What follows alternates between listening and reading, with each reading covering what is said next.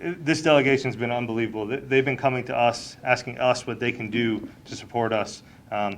We want to be here to serve. We don't want to have to be fighting the battles, and these guys are out fighting for us every day to get us the resources we need. So this team is phenomenal, and I hope it's together for many years to come for this community.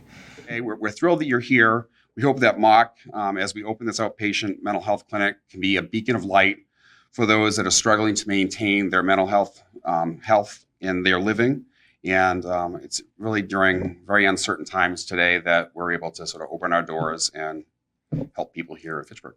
I'm looking out and I see so many friends that have been so committed to the community. We've always known in this area, and particularly Health Alliance is challenged by this as well, and that's behavioral health issues. And you're right. Your study was absolutely right. We don't have enough of these kinds of facilities, these referral components that help the community out. Half of the challenge, I think, people that are in that have that kind of need is navigating the system. How do you get the help that you really need? So again, congratulations on this, and believe me, you'll be loaded up sooner than you'd probably like to admit. Good luck. Thank you. As a member of the Joint Committee on Mental Health, Substance Use, and Recovery, we talk about it so often that one, removing the stigma around mental health, really working to socialize mental health and mental health treatment and recovery is just so crucial. And secondly, around access and ensuring that services and facilities are available in the communities who need it the most. I've talked about it often. My family and my upbringing were really defined by my family's history in struggling through mental health, substance use, addiction, and homelessness. Those experiences and those lived experiences really were formative in my years. And it's what's driven my passion around this particular issue. So often we're hesitant or we outright refuse to talk about our mental health and talk about how key of a component that is in who we are.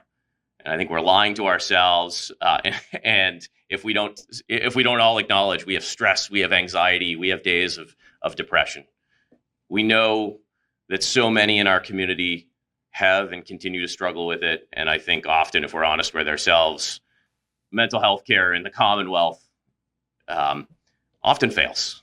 And it's through that failure that we see where we need to grow and how we need to better provide services. I know that we're going to continue to fight each and every day so that people can stand up and say, today's not a good day, but maybe tomorrow can be.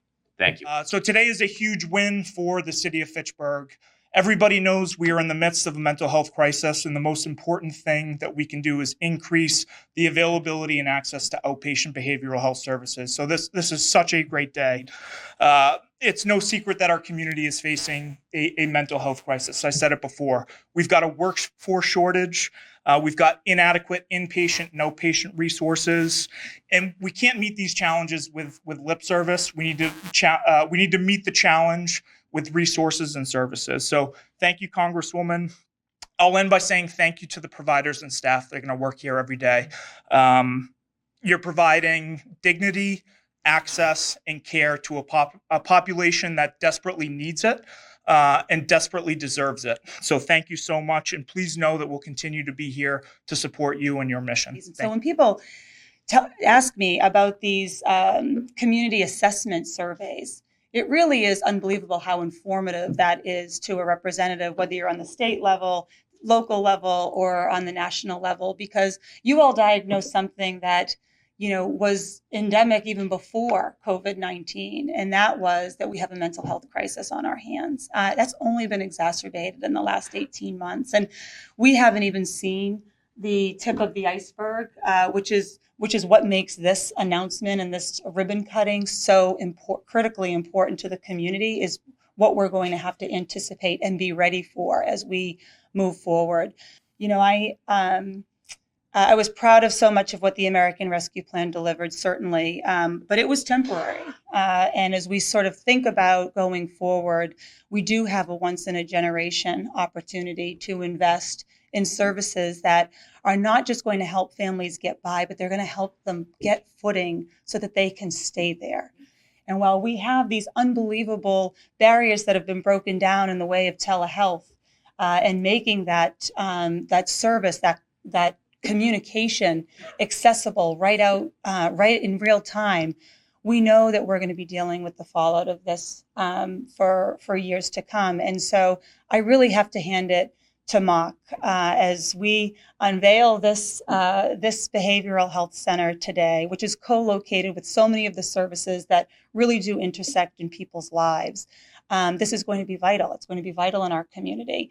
We know whether you have young children, whether you have seniors who have been living in isolation, whether you have people who have been struggling with mental health their whole life, nothing is more needed at this moment as we recover and we build back better. I know I say it, I know it sounds cliche, but the whole point of it is to, in a single line, convey that normal wasn't good enough for too many people. And that's why we're making the investments that we're making down in Washington. I am so consistently humbled and blown away by what folks have done in communities during the last 18 months. And MOC is emblematic of that. Our community action agencies that's been what has informed so many of the legislative policies that you're seeing Washington take up, so that we do set ourselves on a path where everybody has a chance, where everybody has the services they need, whether it's workforce training, mental health services, a great, good paying job, and I could go on and on. So really,